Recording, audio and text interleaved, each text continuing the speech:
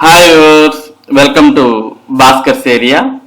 AP mega DSC 2025కు సంబంధించి మరి చాలా నకిలీ ధ్రువపత్రాలు అనేవి బయటపడిన విషయం మనందరికి కూడా తెలిసిందే. మరి దీనికి సంబంధించిన మరో ముఖ్యమైన సమాచారాన్ని మనం ఇక్కడ చూస్తూ ఉన్నాం. నకిలీలు ఎన్నో, మెగా డిఎస్సిలో బోగస్ సర్టిఫికెట్లు పరిశీలనలో వెలుగులోకి. సర్టిఫికెట్ల రీవెరిఫికేషన్ ను పరిశీలిస్తున్న డిఈఓ ప్రసాద్ బాబు అంటూ కూడా మనం ఇక్కడ చిత్రంలో చూస్తూ ఉన్నాం. మెగా డిఎస్సి 2025లో నకిలీ సర్టిఫికెట్ల కలకలం రేపుతోంది.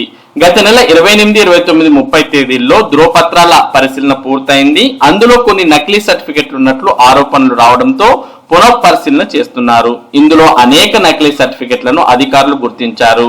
ఉమ్మడి అనంతపురం జిల్లాలో 807 ఉపాధ్యాయ పోస్టులు భర్తీ చేస్తున్నారు. 757 మంది ధ్రువపత్రాలు తొలి విడతలో పరిశీలించారు.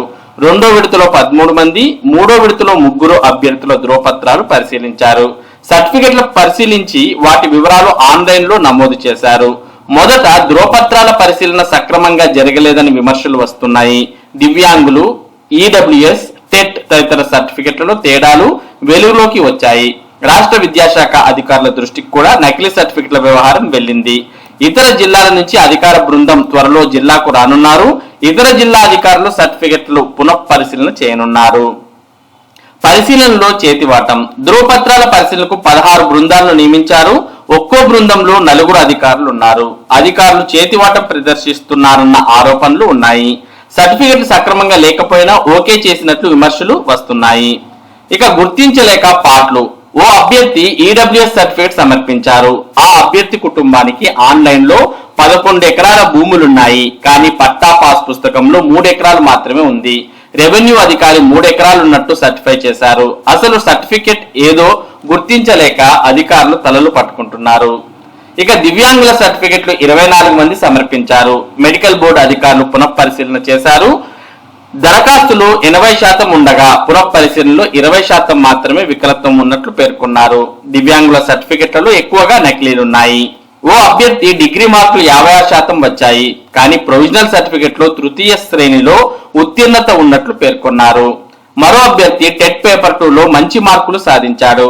స్పెషల్ ఎడ్యుకేషన్ టెట్ పరీక్షలో వచ్చిన మార్కులు ఆంగ్ల స్కూల్ అసిస్టెంట్ కు దరఖాస్తు చేశారు. ఒక అంశంలో టెట్ ఉత్తీర్ణుడై డిఎస్సిలో మరో సబ్జెక్ట్ కు దరఖాస్తు చేశాడు. డిగ్రీలో ఒక సబ్జెక్ట్ చదివి డిఎస్సిలో మరో సబ్జెక్ట్ కు దరఖాస్తు చేశాడు. కుల ధృవీకరణ పత్రాల్లో కూడా తేడాలున్నాయి. మహిళా అభ్యర్థులు తమ తండ్రి పేరుతో కుల ధృవీకరణ పత్రాలు కొందరు సమర్పించారు. మరికొందరు భర్త పేరుతో కుల ధృవీకరణ పత్రాలు సమర్పించారు. ఇవన్నీ కూడా మరి డిఎస్సి సర్టిఫికేట్ వెరిఫికేషన్ లో ఉత్పన్నమవుతున్నటువంటి సమస్యలు. మొత్తానికి మెగా డిఎస్సిలో చాలా రకాలైనటువంటి నకిలీ సర్టిఫికెట్స్ బయటపడ్డ విషయాన్ని మనం గత సర్టిఫికేట్ వెరిఫికేషన్ నుంచి గమనిస్తూ ఉన్నాం. ముఖ్యంగా దివ్యాంగులకు సంబంధించిన సర్టిఫికెట్స్ లో ఎక్కువగా నకిలీ సర్టిఫికెట్స్ బయటపడడం జరిగింది. అలాగే మరి కొన్ని ఈడబ్ల్యూఎస్ కు సంబంధించి కూడా సమస్యలు అనేవి ఉత్పన్నమవుతున్నట్టు మనం ఈ సమాచారాన్ని బట్టి చూస్తూ ఉన్నాం. మొత్తానికి AP mega DSC certificate verification లో చాలా రకాలైనటువంటి సమస్యలు అనేవి ఉత్పన్నమవుతున్నట్టు మనం చూడవచ్చు. ఇది మెగా డిఎస్సికి సంబంధించి ముఖ్యమైన సమాచారం. ఇటువంటి ముఖ్యమైన సమాచారం టెట్ మరియు డిఎస్సికి సంబంధించిన అప్డేట్స్ మీరు ఎప్పటికప్పుడు పొందడానికి మన భాస్కర్స్ ఏరియా యూట్యూబ్ ఛానల్ కు సబ్స్క్రైబ్ అవ్వండి. అలాగే ఈ వీడియోని లైక్ చేసి షేర్ చేయండి.